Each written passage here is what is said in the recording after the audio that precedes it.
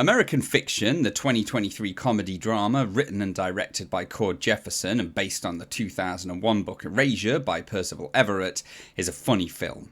I mean that in both senses of the word. It's full of chuckles throughout, but it's also funny, hard to categorise, hard to put a finger on exactly what it's trying to say. In that way, I think American Fiction is a decent movie, but not a memorable one. It's a shame, as there's a hell of a lot to like here, and that's backed up by the movie's nominations for 5 Oscars, including Best Picture, which it didn't win, and Best Adapted Screenplay, which it did. The movie also won the People's Choice Award at the Toronto International Film Festival. Not bad for director Cord Jefferson's debut.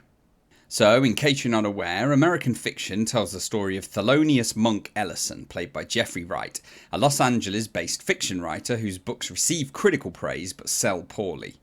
When his latest manuscript is rejected for not being black enough, Monk starts to reappraise his desire to be a writer.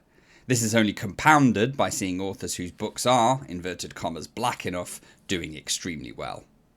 Heading home to Boston for a chance to think, Monk catches up with his somewhat dysfunctional family.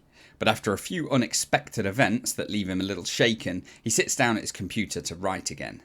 To amuse himself, he pens the most stereotypical book in the world, and his agent sends it off to publishers under the pseudonym Stagg R. Lee. To their surprise, the book receives a huge offer, and all the plaudits Monk has been missing in his career up to now. But with his real identity still hidden, and an uneasy feeling that he's given in to everything he was fighting against, will Monk take the money and run, or will he come clean? And at the same time, can he keep his precarious family life from crumbling? As mentioned at the start of this video, American Fiction is a funny film. My understanding of writer and director Cord Jefferson before this movie is that he was mainly a writer for magazines, as well as for the TV series of Watchmen and Station 11. But he's clearly got an oversized funny bone too. There's a whiff of the Coen brothers about this movie, as well as perhaps Judd Apatow. It almost has an 80s feel at times too, like, say, When Harry Met Sally, without ever being quite as snappy as something like that. Still, there are some great one-liners that had me chuckling away, and some brilliant visual comedy too. I don't mean slapstick there, more just the way things were arranged on screen, the timing of certain events, all of which brings jokes in the story to life. American Fiction is a comedy drama by genre, and the least you can do as a director is make sure your comedy's funny.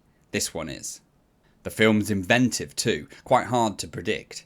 Every now and then there'll be a scene that feels like it's outstaying its welcome, or one in which you're wondering why it's even in the film, and then something completely unexpected will happen that will lurch the story in a different direction.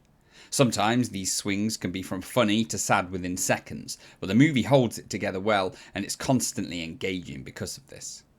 There's been a bit of a buzz about Jeffrey Wright's performance in American Fiction, with some calling it his best ever. I think I'm inclined to agree.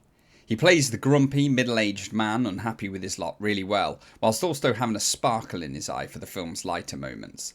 There's a scene when he's given a speech at a funeral with tears in his eyes that was particularly moving and particularly well acted. For anyone who mainly knows him from his Felix Leiter roles in Daniel Craig's James Bond films, I suspect this performance will be a bit of a revelation.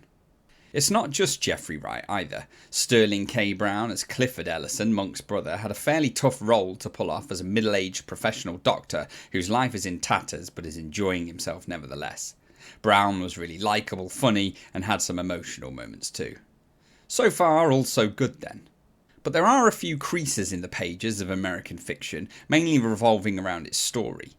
There are 3 threads to the plot of the movie: Monk's writing career, his disintegrating family, and his love interest, Coraline, played by Erica Alexander.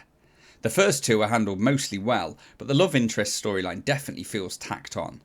Subplots in films are best when they all feed into the main theme, all add something to its central thesis. I'm not sure the love story in this one really does. Instead, it feels like a few scenes added to pad the story time, without any real actual payoff, and without teaching us anything we didn't know about the characters. American Fiction is functionally shot, but I don't think many would call it a looker. Then again, it has no real need to be. It's a movie about characters, not vistas. Still worth a mention. Equally worth a mention is the film's music, which is a lovely jazzy mix. There are some great tunes, especially the ones at the more emotional moments of the story, like that funeral I mentioned earlier. Laura Karpman was the person in charge, and she got an Oscar nod for the OST. I'll definitely be looking out for anything else she works on. The same can be said for director Cord Jefferson. The 50s advertising guru William Bernbach once said, "The difference between the forgettable and the enduring is artistry." I said at the start of this video that American Fiction is a pretty forgettable film, and I stand by that, but I disagree with Bernbach's quote. It might not be talked about in 30 years' time like an Alien or a Godfather, but there's definitely artistry on show in American Fiction. It's a funny film, sad at times, well acted, well paced, and for a debut really is a great piece of work that I recommend to anyone who's a fan of the Coen brothers or Judd Apatow's later films. As for me, I personally am looking forward to whatever Cord Jefferson cooks up next. Anyway, nothing more to say. This is Movie Maverick signing out.